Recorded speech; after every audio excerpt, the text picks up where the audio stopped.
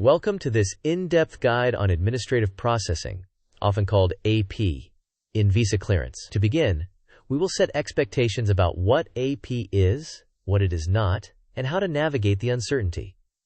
First, I will explain the concept and why it exists. Next, we will address the controversial lack of timelines, then move into practical steps you can take, and finally conclude with key takeaways and a short quiz.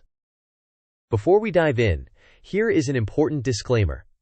This content is for general educational purposes only. It does not create an attorney-client relationship and should not be relied upon as legal advice. For your specific case, you should consult official government resources or a licensed immigration attorney. Now, with that context in mind, let us proceed to the agenda. Here is our roadmap. First, we will define administrative processing and clarify what it really means. Next, we will unpack why AP happens, then address timelines and the reality of uncertainty. After that, we will cover actionable steps you can take right now, how to monitor your case, and how to stay reachable. We will also separate myths from facts and ask you 2 short quiz questions. Finally, we will wrap up with key takeaways and next steps. Let us move into the core definition. Administrative processing, or AP, is a generic designation used when a case requires further review beyond the interview and initial documents. It is not a refusal, and it is not an approval.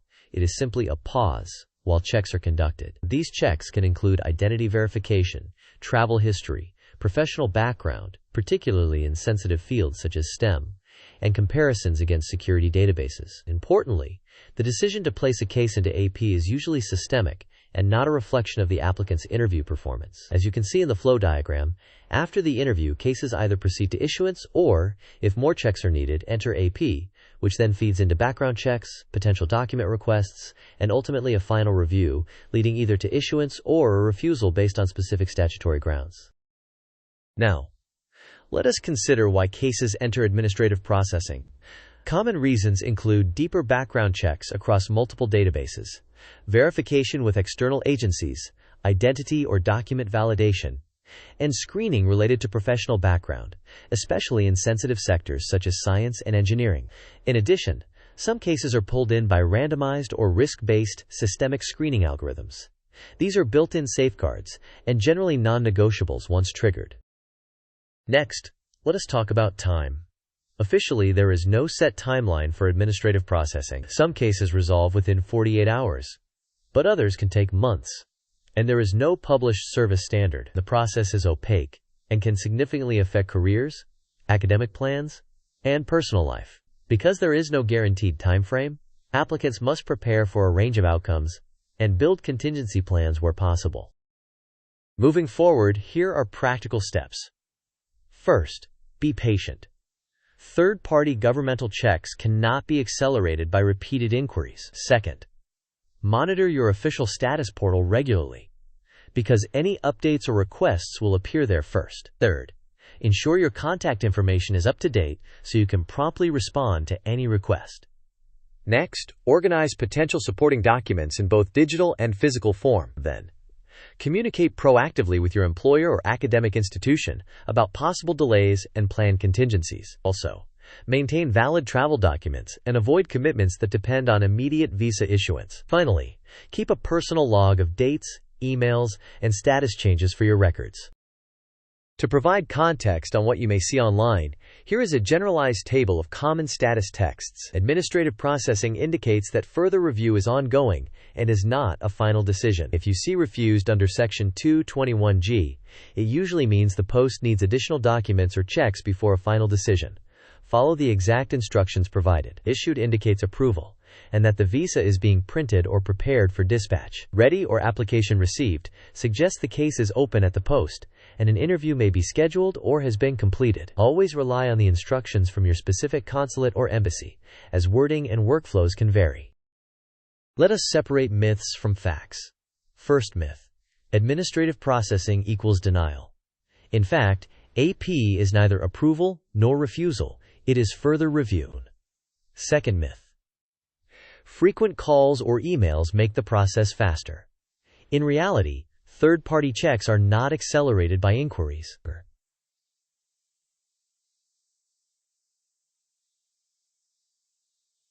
Third myth. Third myth. Each case is unique and timelines vary widely. Fourth myth. AP is a punishment for poor interview performance. In fact, AP is typically triggered by systemic checks rather than interview performance. This flowchart depicts the end-to-end administrative processing pipeline. After the interview, the case undergoes an initial review. From there, it either proceeds to issuance or enters administrative processing.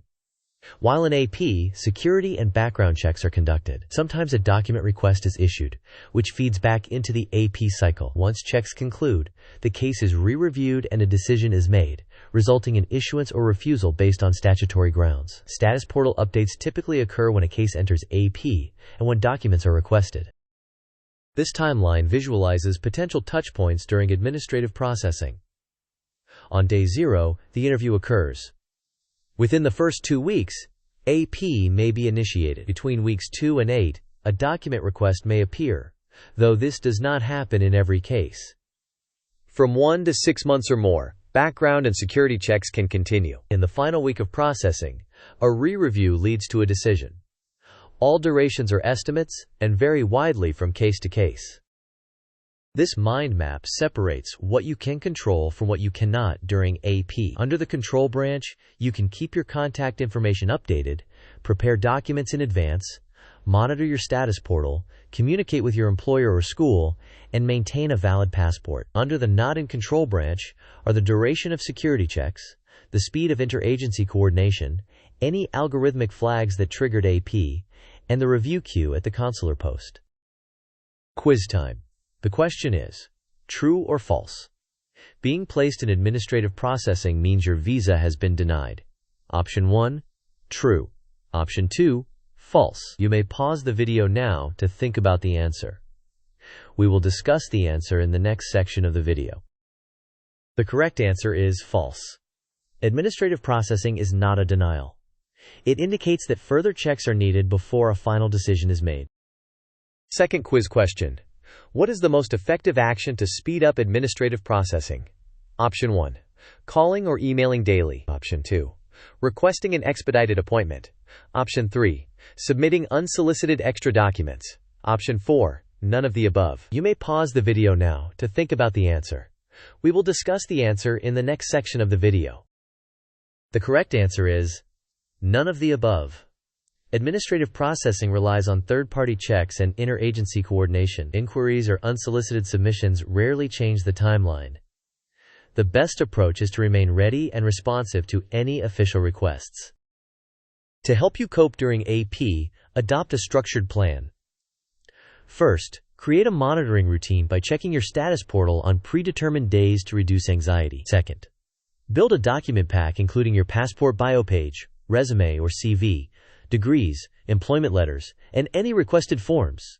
Third, set expectations with your employer or school by discussing possible alternate start dates. Fourth, protect your mental health by using checklists, minimizing excessive online searching, and seeking support communities if helpful. Fifth, maintain travel flexibility by avoiding non-refundable bookings until your status shows issued. Sixth, build a financial buffer in case delays affect housing or relocation. Here are the key takeaways. Administrative processing is a system-driven review stage and not a final decision. Timelines vary widely, and there is no guaranteed deadline. Your best strategy is readiness. Monitor your status, keep contact information current, and prepare documents. Avoid over-contacting the post, as it rarely speeds up AP. Finally, plan contingencies for work, study, and travel. As we wrap up, you should now have a clear understanding of what administrative processing is and why it happens. You understand the uncertainty around timelines and have concrete steps to stay prepared and responsive. You can distinguish myths from facts and set realistic expectations. Next, we will close with a thank you and a call to action. Thank you for watching. If you found this useful, please like, share, and subscribe. Share your questions and experiences in the comments because your story can help others going through administrative processing. See you in the next video.